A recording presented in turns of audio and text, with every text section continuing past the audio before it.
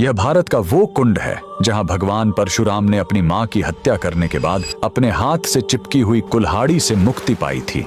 यह कहानी है महान ऋषि जमदग्नि और उनकी पत्नी पतिव्रता रेणुका की। कहते हैं रेणुका हर दिन नदी से कच्चे घड़े में पानी लाती थीं और उनके सतीत्व के बल से वह घड़ा टूटता नहीं था। उनके 5 पुत्र थे जिनमें सबसे छोटे थे विष्णु अवतार परशुराम। एक दिन रेणुका ने नदी में कुछ गंधर्वों स्वर्ग के संगीतकार को जल क्रीड़ा करते देखा। उन्हें देखकर एक पल के लिए उनका मन मोह में पड़ गया और उसी क्षण उनके सतीत्व का बल टूटा और कच्चा घड़ा टूट गया। जब वो आश्रम लौटी तो ऋषि जमदग्नि ने अपने योग बल से जान लिया कि उनका मन भटक गया था। वो इतने क्रोधित हुए कि उन्होंने अपने पुत्रों को आज्ञा दी, अपनी मां का वध कर दो। जब चारों बड़े भाइयों ने मना कर दिया तो क्रोधित पिता ने उन्हें तुरंत पत्थर बन जाने का श्राप दे दिया। इसके बाद परशुराम ने पिता की आज्ञा को अपना धर्म समझा। उन्होंने भारी मन से अपनी कुल्हाड़ी उठाई और अपनी ही मां का सिर धड़ से अलग कर दिया। उनकी आज्ञाकारिता से प्रसन्न होकर जमदग्नि ने वरदान मांगने को कहा। परशुराम ने तुरंत अपनी मां को फिर से जीवित करने और साथ ही पत्थर बन चुके अपने चारों भाइयों को भी मुक्त करने का वर मांग लिया। सब फिर से जीवित हो गए, मानो कुछ हुआ ही ना हो। लेकिन कहानी यहीं खत्म नहीं हुई।